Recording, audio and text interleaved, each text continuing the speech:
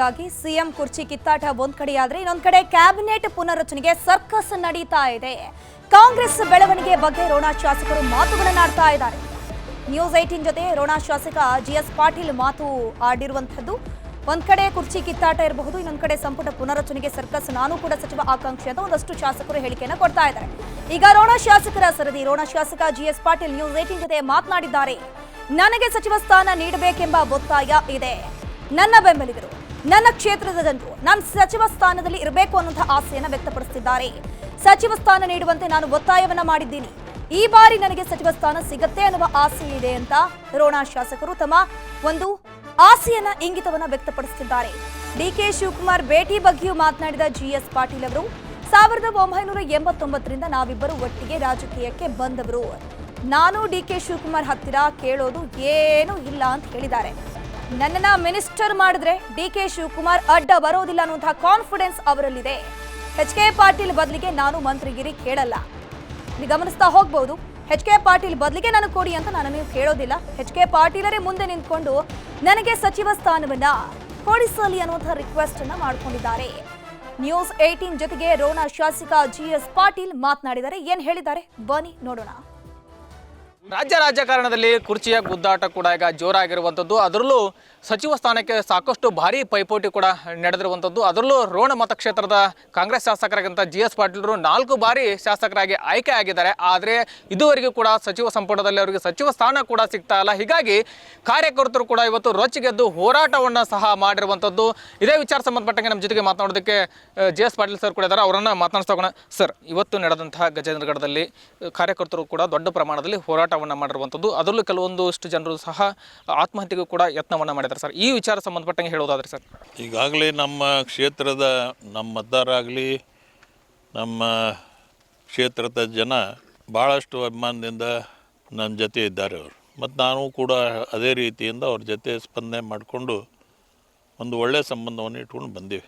ಈಗ ಅವ್ರಿಗೇನಾಗಿದೆ, ನಮ್ಮ G S ಪಾಟೀಲರು ಸುಮ್ಮನೆ ಕುಂತರು, ಇವ್ರು ಕೇಳೋರಲ್ಲ, ಮಾಡೋರಲ್ಲ, ಅವರಾಗಲಿ ಏನಾರು ಕೊಟ್ಟರು ತೊಗೊಳ್ಬೇಕು ಅನ್ನೋ ವಿಚಾರದಲ್ಲಿದ್ದಾರೆ.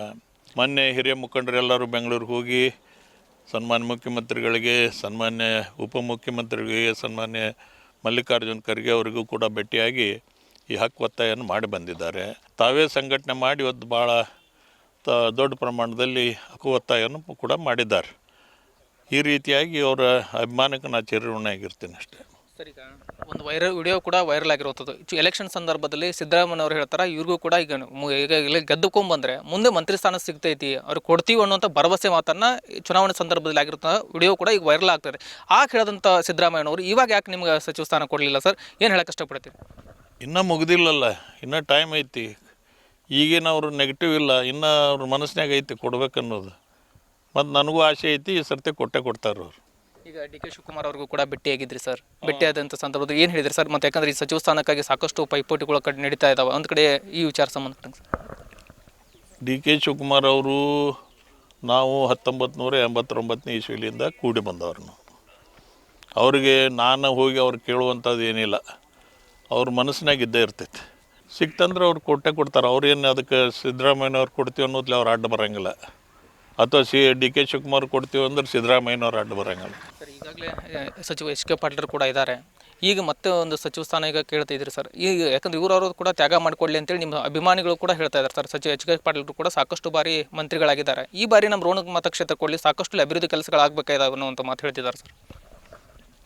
ನೋಡಿರಿ, ಈಗ ನಾವು ಎಚ್.ಕೆ. ಪಾಟೀಲರಿಗೆ ತೆಗೆದು ನಮ್ಮನ್ನು ಕೊಡೋ ಅನ್ನಂಗಿಲ್ಲ. ನಮಗೆ ಇದು ಬೇಕು ಸಚಿವ ಸ್ಥಾನ.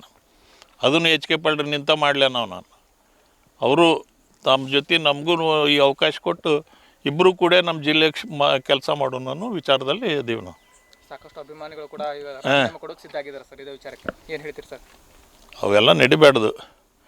ಇವೆಲ್ಲ ಡೆಮೋಕ್ರೆಟಿಕ್ ಸೆಟಪ್ನಲ್ಲಿ ಇವನ್ನೆಲ್ಲ ಅಷ್ಟು ದೀರ್ಘಕ್ಕೆ ಹೋಗುವಂಥ ಒಂದು ಏನು ವ್ಯವಸ್ಥೆನೂ ಸರಿಯಲ್ಲ ಅನ್ನಿಸ್ತೈತೆ ನಮಗೆ. ಎಸ್, ಇದೆಲ್ಲವೂ ಕೂಡ ರೋಣ ಶಾಸಕರಾಗಿರ್ತಕ್ಕಂಥ ಜಿಎಸ್ ಪಾಟೀಲ್ ಅವರ ಮಾತಾಗಿರುವಂಥದ್ದು. ಸಂತೋಷ್ ಕೊಂಡೂರು, ನ್ಯೂಸ್ 18 ಗದಗ.